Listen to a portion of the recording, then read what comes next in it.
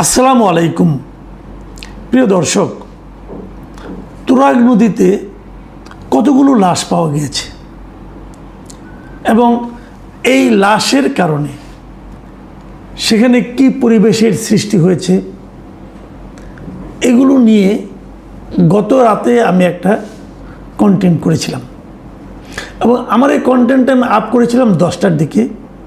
তখনও পর্যন্ত যতটুকু খবর আমি পেয়েছিলাম তার উপর ভিত্তি করেই আমি আমার কন্টেন্টটা করেছিলাম এবং আমি সেখানে বলেছিলাম যে যারা নিখোঁজ হয়েছেন, বিশেষ করে আমরা দেখেছি এই ঘটনাটাকে কেন্দ্র করে দু ধরনের মন্তব্য এবং একদম পরস্পর বিরোধী।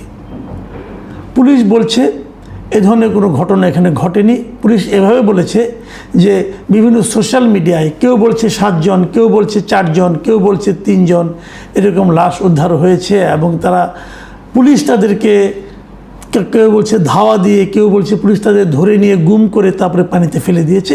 এ ধরনের নানা কিছু, কিন্তু বাস্তবে তার কোনো কিছু ঘটেনি। এটা হলো পুলিশের দাবি। এর বিপরীত দিকে আওয়ামী লীগের বিভিন্ন সোশ্যাল মিডিয়া থেকে এবং যারা নাকি আওয়ামী লীগের করেন, আওয়ামী লীগের হয়ে বিদেশে থাকেন, এরা অনেকেই নানা ধরনের ছবি দিয়ে, কিছু কিছু ছবি এআই দিয়ে তৈরি বলে আমার কাছে মনে হয়েছে, যেমন লাল পানি এরকম লাশের পর লাশ ভেসে যাচ্ছে, এই ধরনের ছবি দেওয়া হয়েছে। তুরাগের পানি লাল হয়ে গিয়েছে, তুরাগ এখন মৃত্যুর জন্য একটা উপত্যকায় একটা মৃত্যুর নদীতে পরিণত হয়েছে, এই ধরনের নানা কথা সেখানে লেখা ছিল। কিন্তু আমি কনফার্ম কোনো নিউজ, আমি যখন এটা আমারটা 10টার সময় আপ হয়েছিল, তো বুঝতেই পারছেন আমি আগে রেকর্ড করি, তারপরে এডিট করি, তারপরে তো সেটা 10টায় আপ হয়। তার মানে আমার কাছে 9টা পর্যন্ত যে খবর ছিল তার উপর ভিত্তি করেই কিন্তু আমি এটা রেকর্ড করেছিলাম। তো আমার ওটা দেখে আমার দর্শকদের অনেকে নানা ধরনের মন্তব্য করেছেন এবং কেউ কেউ এমনটা বলার চেষ্টা করেছেন আমি সরকারের কাছ থেকে কিছু টাকা পয়সা পেয়ে সরকারকে সাপোর্ট করছি, এরকম নানা ধরনের মন্তব্য করছেন এবং যার যার মতো করে কেউ বা প্রশংসা করেছেন, কেউ ধন্যবাদ দিয়েছেন যে আমি আপনার গুজবে গা ভাসাইনি, এরকম কথা অনেকে বলেছেন। তো আমি সেখান থেকে কিছু মন্তব্য আপনাদেরকে একটু পড়ে শোনাতে চাই, যাতে নাকি আপনারা ঠিক বুঝতে পারেন যে আসলে আমাকে নিয়ে আমার দর্শকদের মধ্যে কী ধরনের চিন্তা, কী ধরনের প্রতিক্রিয়া হয়েছিল। আমি এগুলো পড়ছি দুই একটা। মোহাম্মদ শরীফ লিখেছেন, আমরা তুরাগবাসী, আমরা জানি আপনি দালালি করেন না, মামলা করলে উল্টো পুলিশ ধরবে।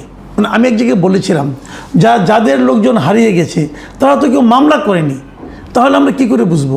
এই মোহাম্মদ শরীফ যে কথাটা বলেছেন যে মামলা করার ক্ষেত্রে আমাদের মধ্যে এক ধরনের ভয় কাজ করে যে আমার ছেলেটা হারিয়ে গেছে, মামলা করব। এখন যদি ওনারা দাবি করেন যে ওই ছেলেটা আওয়ামী লীগ করতো, তাহলে আমি মামলা করলে কিন্তু আমি উল্টো বিপদে পড়তে পারি। মোহাম্মদ শরীফের এই যে ভয়টা, এই ভয়টাকে কিন্তু আপনি উপেক্ষা করতে পারবেন না। এ ধরনের বাস্তবতা এই দেশে এখনও বিরাজ করছে। এখন কেন বিরাজ করছে, বিরাজ করা উচিত কি না, এই বিরাজ করার পেছনে সরকারের সরাসরি কতটুকু ভূমিকা আছে, এই সবগুলি নিয়ে আপনি আলোচনা করতে পারেন। কিন্তু বাস্তবতা হলো মানুষের মধ্যে এক ধরনের ভয় পুলিশ সম্পর্কে, সেটা কিন্তু আছে। আরেকটা কমেন্ট করেছেন মোহাম্মদ পান্না খান, তিনি বলেছেন ভয়ে কথা বলে না, যে কথা বলবে হয়তো তাকেও মেরে ফেলবে, তাই। এই একই ধরনের কথা কিন্তু দুটো মন্তব্যই আপনারা বুঝতে পারলেন। এরপরে আমি আরেকটা মন্তব্য পড়ি।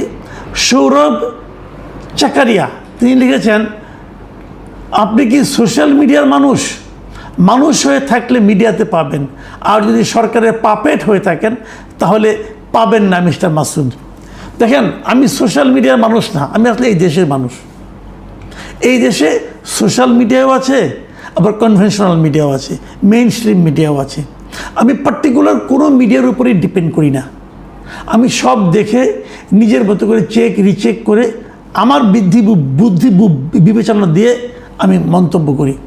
কাজেই আমি কারো পাপেটও না, আমি যা যতটুকু পাই ততটুকুই বলি, বাড়িয়ে বলাটা আসলে যায় না। আবু সালাম লিখেছেন, মাসুদ কামাল সাহেব, এত অল্প সময়ের মধ্যে তুরাগ হত্যাকাণ্ড নিয়ে আপনি যেমনভাবে ব্যাখ্যা বিশ্লেষণ দিলেন, মনোযোগ দিয়ে শুনলাম, ভাবছি আপনি এত অল্প সময়ের মধ্যে অনেকটাই ডিফেন্স নিয়ে কথা বলেছেন। আমি ভাবছি এখানে যেটা বিশ্লেষণ করলেন সেটা কি আপনার স্বাধীন বিশ্লেষণ না কারো মতের পক্ষে বিশ্লেষণ করলেন? ভাই, আমি যেটা বলেছি এটা আমারই মত, আমি কারো মতের পক্ষে কথা কখনো বলিনি, আপনি নিশ্চিত থাকেন আগামীতেও বলবো না। কিন্তু আপনার মনে একটা সন্দেহ জন্ম নিয়েছে এই কারণে যে আপনি যেটা শুনতে চেয়েছেন সেই জিনিসটা হয়তো আমি বলিনি। উদ্দিন জালাল তিনি লিখেছেন একটি প্রবাদ বাক্য আছে, যাহা রটে তাহা কিছু না কিছু বটে। 5 জন বিশেষজ্ঞ চিকিৎসকদের তত্ত্বাবধানে লাশের ময়না তদন্তের রিপোর্ট জনসমক্ষে প্রকাশ করে পুলিশের ভাবমূর্তি বজায় রাখতে হবে। এটা কিন্তু একটা দারুণ বক্তব্য উনি দিয়েছেন যে যা কিছু রটে তার মধ্যে কিছুই যদি না থাকে তাহলে এতটা চাউর হয়ে যায় না, এটা ওনার বক্তব্য। এই বক্তব্যটা সবসময় সত্য কিনা আমি জানি না, কিন্তু এক্ষেত্রে যেহেতু মানুষের মনে সন্দেহটা তৈরি হয়েছে, আমি মনে করি এর একটা সমাধান পুলিশের করা উচিত। ভিপি রুবেল লিখেছেন, তার মানে কি তুমি পণ্ডিত বোঝাতে চাচ্ছ তাদের হত্যা করা হয়নি, তারা কি সাঁতার জানে না? মানে উনি আমাকে অ্যাটাক করে বলেছেন যে আমি আসলে কি বোঝাতে চাচ্ছি, তাদেরকে কি হত্যা করা হয়নি? হ্যাঁ, তাদেরকে হত্যা করা হয়েছে কিনা জানি না, তারা মারা গেছেন এটা নিশ্চিত, এবং তারা সাঁতার জানেন না এটাও 2-1 লোক কিন্তু বলেছেন। আমি পরের মন্তব্যটা যাই, তাহলে আপনাদের ক্লিয়ার হবে। মোহাম্মদ মোতালেব মামুন লিখেছেন, ভাই এটা প্রথম আলোর রিপোর্ট, সমকালেও আসছে, ঘটনা কী কারণে ঘটছে সেটা তদন্ত সাপেক্ষ ব্যাপার, কিন্তু কোনো কিছু ঘটেনি। আপনার মতো একজন সিনিয়র সাংবাদিক এটা বললেন কিভাবে? দেখেন, আমি কিন্তু বলিনি যে কিছু ঘটেনি, এটা একদমই ভুল ধারণা। আপনি আবার শোনেন, আমি কখনো এরকম দাবি করিনি। আমি কেবল বলেছি যে যারা মারা গেছেন তাদের আত্মীয় স্বজনের পক্ষ থেকে আমরা এখন পর্যন্ত কোনো মিডিয়াতে কোনো বক্তব্য পেলাম না। কেন? আমি এটা রেকর্ড করেছি 9টার দিকে। আপনি যে প্রথম আলো রিপোর্টের কথা বলছেন অথবা সমকালের রিপোর্টের কথা বলছেন, প্রথম আলো রিপোর্টটা ছাপা হয়েছে রাত 10টার পরে অনলাইনে, কাজেই তখন পর্যন্ত এটা আমি জানতাম না। কিন্তু প্রথম আলো রিপোর্টে কী ছাপা হয়েছে, সমকালের রিপোর্ট ছাপা হয়েছে আরও অনেক পরে। আমি বরং প্রথম আলো রিপোর্টটা আপনাদেরকে একটু ওই রিপোর্ট থেকে কিছু কথা বলি, তাহলে বুঝতে পারবেন। প্রথম আলোর রিপোর্টে বলা হয়েছে তারা 2 দিনে 3 জনের লাশ উদ্ধার করা হয়েছে তুরাগ থেকে। 2 দিনে 3 জনের লাশ, মাথায় রাখবেন। এবং তারা রাজনৈতিক কর্মী, রাজনৈতিক হত্যা, পুলিশ কর্তৃক হত্যা এ ধরনের কোনো মন্তব্য এখানে ছিল না। তারা ছিল সেই 3 জন কারা কারা তাদের একটা পরিচয় তারা দিয়েছেন। তাদের একজন হলো মোহাম্মদ সুমন, যার বয়স 17 বছর। তার সম্পর্কে বলা হয়েছে যে সুমন 22 তারিখ থেকে নিখোঁজ ছিল বলে ধারণা করা হচ্ছে, কিন্তু তার আত্মীয় স্বজনরা কেউ কিছু জানে না। এবং তারা সুমনের বাড়িতে গিয়েছিল, তারা সুমনের রানা ভোলা এলাকার সুমনের ভাড়া বাসায় গিয়েছিল, 2 কক্ষের বাসা। সেখানে সুমনের বাবা, মা ও বোন বসেছিল, তারা বাকরুদ্ধ হয়েছিল। কিন্তু একটা ইন্টারেস্টিং বিষয়, একটা জিনিস খুবই একটা গুরুত্বপূর্ণ একটা বিষয়, সেটা হলো সাংবাদিক তাদেরকে যত কিছু জিজ্ঞাসা করেছে তারা কোনো প্রশ্নে, অধিকাংশ প্রশ্নে তারা চুপ করেছিল। এবং সুমন 22 তারিখ থেকে নিখোঁজ কিনা তারা এই প্রশ্নের কোনো উত্তর দেয়নি। এবং তারও চেয়ে বড় কথা হলো সুমনের মোবাইল থেকে সুমনের সব ছবি ডিলিট করে দেওয়া হয়েছে। বাসায় তার যে ছবিগুলো ছিল সেগুলো ছিঁড়ে ফেলা হয়েছে, সুমনের মোবাইল ভেঙে ফেলা হয়েছে। এগুলো কারা করেছে? সুমনের পরিবারের লোকেরা করেছে। এবং তারা একটা যুক্তি দিয়েছে যে সন্তান হারানোর যে মানসিক যন্ত্রণা বাড়বে তাই কোনো স্মৃতি রাখা হয়নি। এই যে যুক্তিটা, এই যুক্তিটা আমার কাছে গ্রহণযোগ্য মনে হয় না। আমাদের বাঙালিদের মধ্যে এ ধরনের মানসিকতা আসলে কাজ করে না। বাঙালিরা মনে করেন সব স্মৃতি মুছে ফেলবে, এটা হয় না রে ভাই। এখানে অন্য কোনো একটা মেও আছে, একটা ঝামেলা আছে।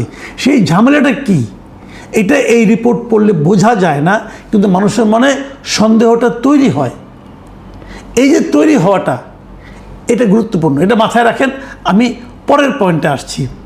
পরে যে পয়েন্টগুলো আছে যেগুলো, সেটা হলো যে এরপরে আরেকজন যিনি মারা গেছেন, আরেকটা কথা বলে নিই, আরেকটা কথা বলে নিই। এই সুমন সম্পর্কে বলা হচ্ছে যে কথাটা পুলিশ বলেছেন, অথবা পুলিশ ওই তার যে ফ্যামিলির লোকজন আছে তাদের বরাতে বলেছেন যে পুলিশকে নাকি তার ফ্যামিলির লোকজন বলেছে যে পিকনিকের কথা বলে সুমন বাড়ি থেকে বেরিয়ে গিয়েছিল, সে তুরাগ নদীতে পড়ে গেছে, তারপরে সে নৌকাতে যাচ্ছিল এবং তারপরে সে সাঁতার জানতো না, তারপরে কয়েকদিন পরে তার লাশ পাওয়া গেছে। এই ধরনের কথা পুলিশ বলেছে তার পরিবারের বরাত দিয়ে। এবং এই ঘটনার প্রেক্ষিতে কিন্তু আওয়ামী লীগের যে ফেসবুক পেজ আছে সেখান থেকে প্রচার করা হয়েছে যে আওয়ামী লীগের প্রতিষ্ঠাবার্ষিকী মিছিলে বিএনপি নেতাকর্মী ও পুলিশের উপর থেকে যে হামলা হয় সেই হামলায় 7 জন নেতাকর্মী নিখোঁজ হয়, তাদের মধ্যে থেকে 3-4 জনের লাশ তুরাগনদ থেকে উদ্ধার করা হয়েছে, যদিও পুলিশ এটাকে টোটালি অস্বীকার করেছে। আরও যে 2টো লাশ পাওয়া গেছে বলে জানা যায়, সেগুলো এই প্রথম আলো জেনেছে রূপনগর থানা, দারুসালাম এবং ঢাকা জেলা পুলিশের আশুলিয়া থানা এলাকার তুরাগনদের আওতাধীন যে ফায়ার সার্ভিস আছে, 2টি নৌ পুলিশ ফাঁড়ি আছে, এদের কর্মকর্তাদের সঙ্গে আলাপ করে তারা জানতে পেরেছে যে আরও 2 জনের লাশ পাওয়া গেছে। একজনের লাশ পাওয়া গেছে 24 তারিখে, আরেকজনের পাওয়া গেছে 25শে জুন। এবং এই অন্য 2 জনগুলি হলো, একজন হলো আরিফ হাসান রাকিব, আরেকজন হলো মণিপুর মোল্লাপাড়ার রনি মোল্লা। এখন এরা কারা? এই আরিফ, ওনার চাচা বলছে যে 22শে জুন বেলা 11টার দিকে সে বাসা থেকে বের হয়ে যায়। ওই দিন বিকাল 4টার একটু আগে মোবাইলে মায়ের সঙ্গে কথা হয়েছিল তার, এরপর থেকে নিখোঁজ ছিল। গত বুধবার তুরাগ নদী থেকে তার লাশ উদ্ধার করা হয়। তারপরে ওরা চাচা এটাও বলেছে সে যে রাজনীতি করত এটা আমরা জানতাম না, মৃত্যুর পর কয়েকজন ভিডিও ছবি দেখানোর পর জেনেছি তার রাজনৈতিক সম্পৃক্ততার কথা। আমরা জানি না সে কিভাবে মারা গেছে, মামলা করতে চাইনি, একটা নিয়মের মধ্য দিয়ে যেতে হয় তাই মামলা করেছি। তার লাশ তার গ্রামের বাড়িতে দাফন করা হয়েছে এবং সে সাঁতার খুব একটা ভালো পারত না। এই হলো আরিফের ব্যাপারটা। আরেকজন যিনি মারা গেছেন তার নাম হলো রনি মোল্লা। এই রনি মোল্লার সম্বন্ধে বলা হচ্ছে সে দিয়াবাড়ি ঘাটে কয়েকজনের সঙ্গে একসঙ্গে গোসল করছিল এবং গোসল করার সময় সে ডুবে যায়। অন্যরা ঘণ্টাখানেক চেষ্টার পর তার মৃত অবস্থায় পারে তুলে রনি মোল্লার মৃত্যুর ঘটনায় সাভার থানায় একটা অপমৃত্যুর মামলা করা হয়েছে। আর রনি মোল্লার বাবা বলেছেন যে উত্তর দিয়াবাড়ি এলাকায় একটা হোটেলে কাজ করতো রনি। 24শে জুন রনির মৃত্যুর খবর পেয়ে ঘটনাস্থলে গিয়ে জানতে পারে গোসল করার সময় তিনি মারা গেছেন। আর তিনি আরেকটা কথা বলেছেন যে রনি মানসিকভাবে একটু ভারসাম্যহীন ছিল। দেখেন, আমরা যে প্রথম আলোর 3 জনের খবর পেলাম তার মধ্যে রনি মোল্লার ব্যাপারটা আমার কাছে একেবারে অরাজনৈতিক মনে হয়েছে, এটা নিছকই দুর্ঘটনা। আর বাকি যে 2 জন আরিফ এবং সুমন, এই 2 জন রাজনীতি করতেন, আওয়ামী লীগ করতেন, এটা তার পরিবারের লোকজন স্বীকার করেনি, বাট তারা পরে জানতে পেরেছে। এমন হতে পারে যে পুলিশের ভয়ে অথবা তারা রাজনীতি করতো এটা বললে, যদি পুলিশের নির্যাতনের শিকার হয় তারা, তাহলে হয়তো এটা তারা বলতো। কিন্তু যেহেতু তারা ওই ভয়টা পায়, হয়তো এই জন্যই তারা বলছে যে তারা যে রাজনীতি করতো এটা আমরা জানি না। কিছু সাংবাদিকের সঙ্গে আমি কথা বলেছি, এটা অনেকে ফেসবুকে অথবা সোশ্যাল মিডিয়াতে বলার চেষ্টা করছে যে মেইন স্ট্রিম মিডিয়াগুলোকে গভর্নমেন্টের পক্ষ থেকে চাপ দেওয়া হয়েছে, চাপ দিয়ে তাদেরকে এগুলো বলতে দেওয়া হয়নি।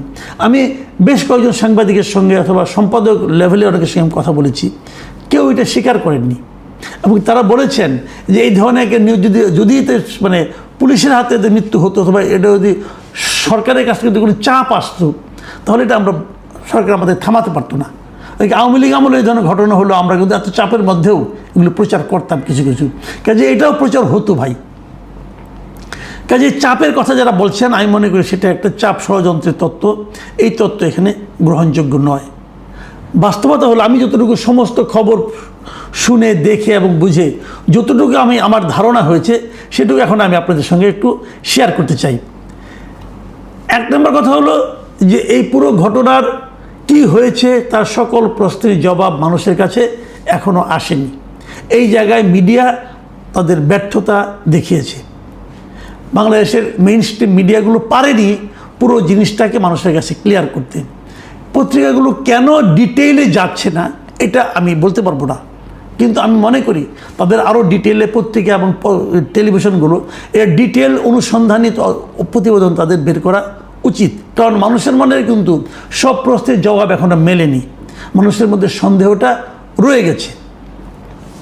আর পুলিশ যেভাবে একদম মুখ পুছে না করছে যে কিছুই ঘটেনি, প্রোপাগান্ডা টোটাল, এই জিনিসটাও মানুষের মনে এক ধরনের সন্দেহের জন্ম দিয়েছে।